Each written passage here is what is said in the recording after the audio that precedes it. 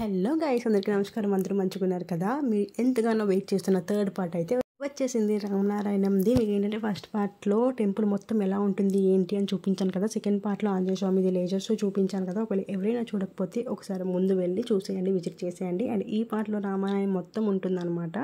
So వీడియోని ఎక్కడ skip చేయకుండా చాలా ఇంట్రెస్టింగ్గా ఉంటుంది.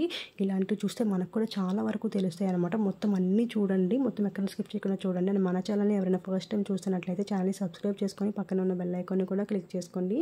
సో దట్ ఇలాంటి మంచి మంచి వీడియోస్ అనేవి మీకు డైరెక్ట్గా నోటిఫికేషన్స్లో వచ్చేస్తాయి అనమాట. ఇప్పుడు మీకు చేతితో చూపించాను కదా, అక్కడ ఏంటంటే స్టార్టింగ్ రామాయణం నుంచి అంటే ఇక్కడ ప్రపంచంలో ఏంటంటే మన భూలోకంలో అంటే అన్యాయం ఎక్కువగా పెరిగిపోతుందని చెప్పేసి దేవతలందరూ మహావిష్ణువు దగ్గరకు వెళ్ళి మీరు ఒక రూపంలో భూమి మీద అవతరించండి అని చెప్పేసి ఆయన పాదాల మీద పడి వేడుకుంటారనమాట. అప్పుడు ఆయన రాముల వారి కింద మనకి ఏంటంటే భూమి మీద మనకి అవతరిస్తారు. అది కూడా ఒక మంచి పురుషుడు అంటే మనిషి అంటే ఎలా ఉండాలి, అలాంటి లక్షణాలతో ఏంటంటే మంచి గుణాలతోనే మీరు ఇలాగా మళ్ళీ జన్మించాలి అని చెప్పేసి అన్నట్ల అన్నీ వాళ్ళు వేడుకుంటారనమాట. సో దట్ అందుకని చెప్పేసి మనకి రాముడు భూమి మీద అవతరించడం జరుగుతుంది.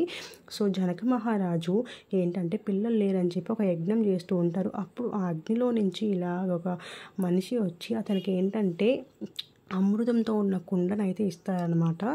సో దానిని మీరు ఏంటంటే మీ భార్యలకు తాగించినట్లయితే మీకు వెంటనే సంతానం కలుగుతుంది అని చెప్పేసి అని అంటారు. జనక మహారాజు గారికి ముగ్గురు భార్యలు కదా.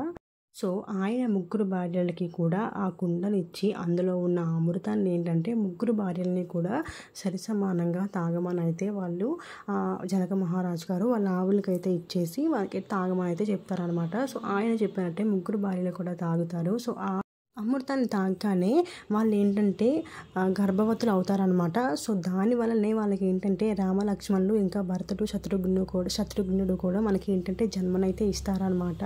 చూసారు కదా మనకి ఈ పిక్చర్లో అంటే ఈ శిల్పాల్లో అది ఎంత మనకి కళ్ళకు కట్టినట్టు ఎంత బాగా కనిపిస్తుందో కదా. ఇక్కడ ఈ టెంపుల్లో మొత్తం అన్నీ కూడా ఏంటంటే కింద స్టోరీస్ రాశారు. మీకు అక్కడ రెడ్ కలర్లో చూపిస్తున్నారు కదా. పైన ఏంటంటే స్టోరీస్, ఒకవేళ మనకి ఆ స్టోరీ చదవడం రాకపోయినా చదవలేని వాళ్ళు ఉన్న పెద్ద పెద్ద వాళ్ళు వచ్చినా కూడా అంటే ముసలి వాళ్ళు లాంటి వాళ్ళు వచ్చిన వాళ్ళకి చదువు అనేది రాదు కదా. సో అలాంటి వాళ్ళకు కూడా క్లియర్గా అర్థం అవడానికి మనకి ఏంటంటే ఇలా విగ్రహాల రూపంలో మొత్తం రామాయణాన్ని ఎంత బాగా డిజైన్ చేశారో చూడండి. ఈ టెంపుల్లో వచ్చేసి మనకి రెండు కళ్ళు సరిపోవు అనమాట, అంత అందంగా ఉంటుంది. మనకి రామనారాయణ మొత్తం ఏంటంటే బాణం రూపంలో ఉంటుందన్నమాట. ఇక్కడ డిజైన్ చేయడం కూడా ఎంత బాగా డిజైన్ చేశారంటే మనకి టాప్ వ్యూలో నుంచి చూస్తుంటే మీకు ఆల్రెడీ నేను ప్రీవియస్ వీడియోస్లో అయితే మీకు పోస్ట్ చేయడం జరిగింది. ఆ ఇమేజ్ వచ్చేసి అంటే ఈ టెంపుల్ ఎలాంటి డిజైన్లో ఉంటుందని చెప్పేసి ఒకసారి వెళ్ళి విజిట్ చేయండి. ఆ వీడియోస్ కూడా చూడండి, చాలా బాగుంటుంది. అండ్ ఇక్కడ చూసారు కదా, ఇంకా పుట్టగానే ఏంటంటే రామలక్ష్మణులకి మొత్తం విద్యలు అన్నీ నేర్పిస్తారనమాట. మొత్తం వాళ్ళు ఇంకా ఏంటంటే రాక్షసులతో పోరాడడం కానీ ఇంకా ఏ టు జెడ్ అనమాట, ఏది మిస్ చేయకుండా మొత్తం అంతా కూడా మనకి ఏంటంటే క్లియర్గా కళ్ళకి కట్టినట్టు చూపిస్తారు. ఇంతవరకు రాముడు పుట్టడం, వాళ్ళకి విద్యలు నేర్పించడం, వాళ్ళు ఎలాగా పెద్దవాళ్ళు అవ్వడం ఇవన్నీ ఉన్నాయి కదా. సో ఇప్పుడు ఆ నెక్స్ట్ ఏంటంటే మనకి సీతమ్మ వారు అనమాట. సీతమ్మ వారు ఎలా పుట్టారు ఏంటి అని చెప్పి రాముడు ఏంటంటే ఒక యుద్ధానికి దేనికో వెళ్ళినప్పుడు ఏంటంటే సీతమ్మ వారిని చూసి ఇష్టపడతారు కదా. జనక మహారాజు సీతమ్మదేవి ఎలా పుట్టింది అని చెప్పి ఎక్స్ప్లెయిన్ చేస్తారనమాట. సీతమ్మదేవి ఎలా పుట్టిందంటే వాళ్ళకి పిల్లలు లేని టైంలో ఏంటంటే ఇలాగ భూమిలో నుంచి సీతమ్మదేవి పుట్టింది. సో సీతమ్మదేవి పుట్టగానే ఆవిడకి ఇలా సీత అన్న పేరు నామకరణం చేశారని చెప్పి ఎక్స్ప్లెయిన్ అయితే చేస్తారనమాట. సో సీతమ్మదేవి తెలిసిందే కదా మీకు. అక్కడ మనకి ఏంటంటే స్వయంవరం జరుగుతుంది. స్వయంవరంలో ఎవరైతే గెలిస్తే వాళ్ళకే సీతమ్మదేవినిచ్చి పెళ్లి చేస్తామని చెప్పేసి మనకి ఏంటంటే జనక మహారాజు చెప్తారు. ఫస్ట్ రావణుడు అయితే పోటీ చేస్తారనమాట, కానీ ఓడిపోతారు. తర్వాత ఏంటంటే రాముడు ఒక్క చేత్తోనే ఆ బాణాన్ని ఎత్తి ఆ బాణం ఇరిగిపోయేలా చేస్తారనమాట. అంటే చెయ్యరు, నిజంగానే ఆ బలానికి ఏంటంటే అంత ఐశ్వర్యానికి అంత బలానికి మనకి ఏంటంటే బాణం కూడా ఇరిగిపోతుంది అనమాట. అప్పుడు సీతమ్మదేవిని ఏంటంటే రాముడికి ఇచ్చి పెళ్లి చేస్తారు. మనకి అది కూడా కళ్ళ కట్టినట్టు ఎంత బాగా కనిపిస్తుంది కదా. ఇంకా అక్కడి నుంచి ఏంటంటే రాముడు మళ్ళీ తిరిగి ప్రయాణం అవుతున్న సమయంలో నువ్వు ఆ బాణాన్ని విరగొట్టావు కదా, అది కాదు, ఇప్పుడు నా చేతిలో ఉన్న ఈ బాణాన్ని నువ్వు విరగొట్టు, అప్పుడు నువ్వు శక్తివంతుడవని నేను నమ్ముతాను అని చెప్పి పరశురాముడు ఏంటంటే రాముడికి ఏంటంటే ఆపి మరీ ఆ సవాల్ని విసురుతారనమాట. పరశురాముడి దగ్గర ఉన్నది సాక్షాత్తు ఆ శివుడు అనుగ్రహంతో వచ్చింది అని చెప్పి చాలామంది అనుకుంటూ ఉంటారు కదా. అయినా సరే దాన్ని కూడా బెదరకుండా మనకి ఏంటంటే విరిగిపోతుంది అనమాట రాముడి చేతిలోకి రావడగానే. అప్పుడు పరశురాముడే అయ్యా నేనే తప్పుగా అర్థం చేసుకున్నాను, మీరు నిజంగా మనకేంటంటే చాలా బలవంతులు అని చెప్పేసి ఒప్పుకోవడం అయితే జరుగుతుంది. దాని తర్వాత శబరి ఏంటంటే, శబరి గురించి గానీ, శబరి ఆ పళ్ళు తినిపించడం గానీ అవన్నీ కూడా ఉంటాయన్నమాట.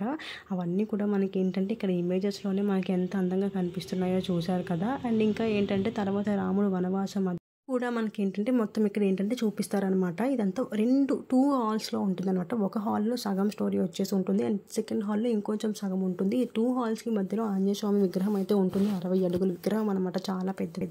సో, ఇప్పుడేంటంటే ఇక్కడ రాముడు వనవాసం అయితే సీతాదేవి ఇంకా ఏంటంటే లక్ష్మణుడు ఇంకా ఏంటంటే రాముడు ఏంటంటే లక్ష్మణ్‌ని వనవాసానికి రానివ్వరు. కానీ ఏంటంటే లక్ష్మణుడు అస్సలు ఒప్పుకోడనమాట.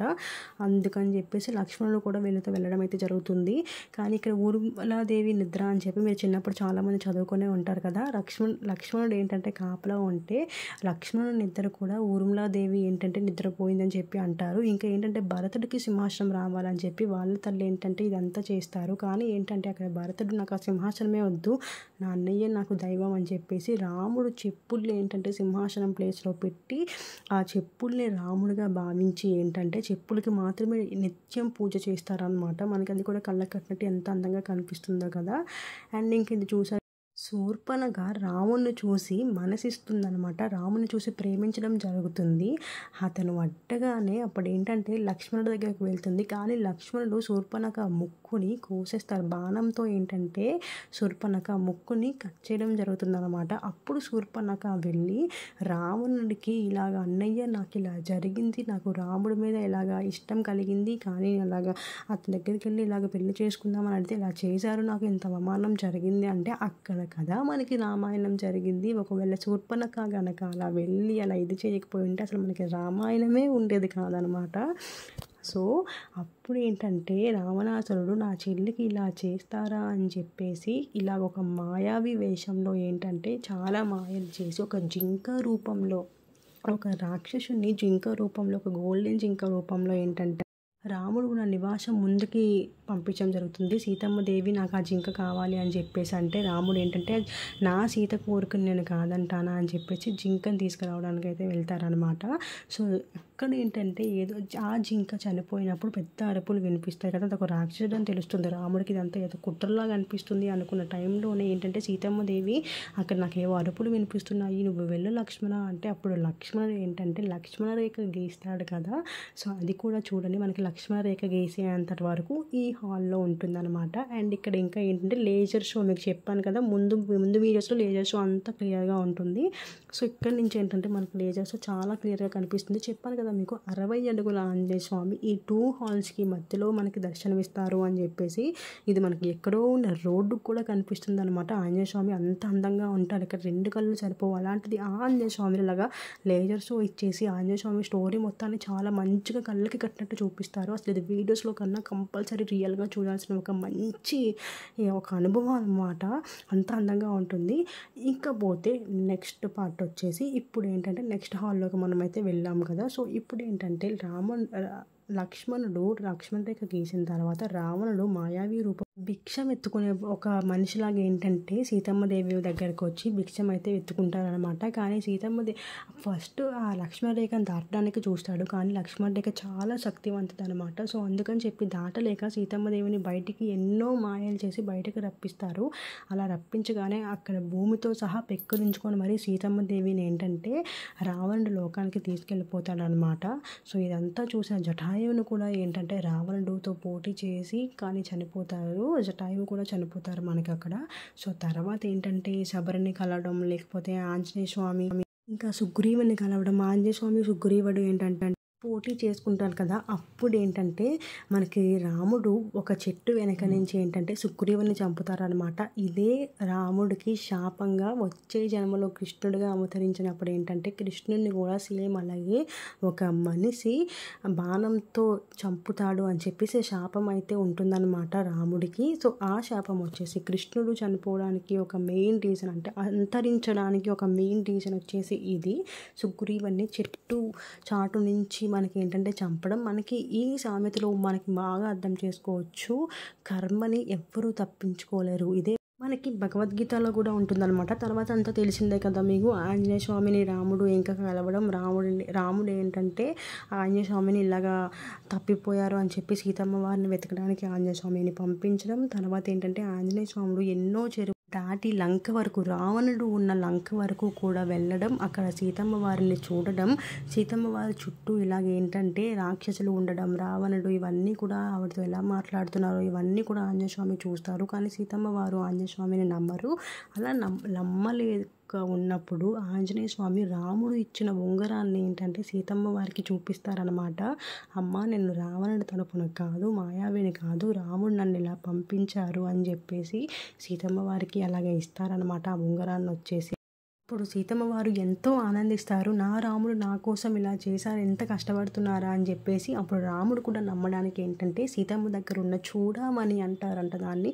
సో ఆ చూడామణిని ఏంటంటే ఆంజనేయ స్వామికి ఇస్తారనమాట. నువ్వు దీన్ని రాముడికి చూపించు, నా రాముడికి చూపించు అని చెప్పేసి. తర్వాత ఆంజనేయ స్వామికి కోపం వచ్చి ఇంకేంటంటే మొత్తం లంకని తోకతోనే తగలబెట్టేస్తాడు. ఇది మనం ఎన్నో స్టోరీస్లో తెలుసుకున్నాం కదా. రామాయణం మొత్తం తెలియకపోయినా ఆంజనేయ స్వామి గురించి అయితే అసలు వినకుండా ఎవ్వరూ ఉండరు. రామాయణం కూడా తెలిసిన వాళ్ళు ఉంటారు, ఎగ్జాక్ట్గా అయితే తెలియని వాళ్ళు ఉంటే మాత్రం ఈ ప్లేస్కి రండి, మొత్తం కళ్ళకి కట్టినట్టు ఉంటుందన్నమాట. సో ఆ చూడమని రాముడికి కూడా ఇస్తారనమాట. ఇప్పుడు రాముడు రావణుడితో యుద్ధం చేయడానికి ఎలాగా అని చెప్పి ఆలోచిస్తున్న సమయంలో అప్పుడు ఏంటంటే ఆంజనేయ స్వామి ఒక మంచి శక్తివంతుడు కదా. సో ఆంజనేయ స్వామి ఏంటంటే ఇలాగా ఆంజనేయ స్వామి, రాముడు, లక్ష్మణుడు వీళ్ళందరూ ఏంటంటే శివయ్యకి పూజ చేసి ఈ మంచి ఘాట్యాన్ని అయితే మనకి ఏంటంటే వాళ్ళు ప్రారంభిస్తారనమాట. సో అప్పుడు ఏంటంటే రాళ్ళతోని శ్రీలంకకి ఏంటంటే దారి ఉంది మన ఇండియా నుంచి అని చెప్పేసి ఇప్పటికీ కూడా మనకి ఏంటంటే మ్యాప్లో క్లియర్గా కనిపిస్తుంది. మీకు కరెక్ట్గా మీరు ఆ వీడియోస్ చూసినట్లయితే యుద్ధానికైతే వెళ్తారనమాట. ఆ సముద్రాన్ని అంతా రాళ్ళతో దాటుకొని ఏంటంటే లంకకైతే మొత్తం అందరూ చేరుకున్న తర్వాత అక్కడ యుద్ధం స్టార్ట్ అవుతుంది. యుద్ధం స్టార్ట్ అయినప్పుడు లక్ష్మణుడు మనకేంటంటే మూర్ఛపోతారు కదా. అప్పుడు ఏంటంటే రాముడు చాలా బాధపడుతున్న సమయంలో ఏంటంటే సంజీవుని ఒక్కటి మాత్రమే మళ్ళీ లక్ష్మణుని వెనక్కి తీసుకురాగలదు అని చెప్పేసి అంటే అప్పుడు ఆంజనేయ స్వామి సంజీవుని మొక్క కోసం వెళ్ళినప్పుడు సంజీవని ఎలా ఉంటుందో ఆంజనేయ స్వామికి తెలియకపోవడం వల్ల మొత్తం కొండని పెక్కిరించుకొని మరి తీసుకొస్తాడనమాట లక్ష్మణుడి కోసం. అప్పుడు ఆ సంజీవునితోని లక్ష్మణుని బతికించుకుంటాడు రాముడు.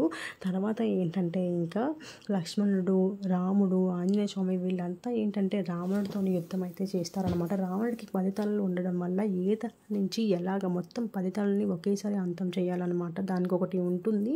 సో అలాగైతే రావణుడు చనిపోతాడు అని చెప్పేసి లాస్ట్కి చివరికి ఏంటంటే ఆ యుద్ధంలో రావణ్ణి అయితే చంపేస్తారనమాట. అప్పుడు కుంభకర్ణుడు ఏంటంటే కుంభకర్ణుడికి ఫుల్గా తినేసి పడుకుంటారు కదా. సో ఏంటంటే కుంభకర్ణుడిని అక్కడ ఉన్న వాళ్ళు చాలాసేపు లేపడానికి ట్రై చేస్తారు. యుద్ధరంగంలో రావణుడు ఓడిపోయాడు అని చెప్పి అనగానే అప్పుడు చాలా ప్రయత్నాల తర్వాత కుంభకర్ణుడు అయితే మేలుకుంటారనమాట. కుంభకర్ణుడు కూడా ఇలా ఏంటంటే యుద్ధరంగంలోకి వస్తారు. అప్పుడు మొత్తం అందరినీ అంతం చేసేసి అప్పుడు సీతమ్మ వారిని ఏంటంటే వెనక్కి తీసుకురావడం అయితే జరుగుతుంది. చూశారు కదా మనకి అక్కడ యుద్ధరంగం కూడా ఎంత బాగా మనకి అక్కడ డిజైన్ చేశారో. అండ్ సీతమ్మ వారు పతివ్రత అని చెప్పి నిరూపించుకోవడానికి అగ్ని మీద ఇలాగ ఉండడం మనకి చాలామందికి తెలిసిందే. ఆవిడని చూసి మనం చాలా నేర్చుకోవాలి, అంత మహాత్మురాలు అనమాట సీతమ్మ వారు.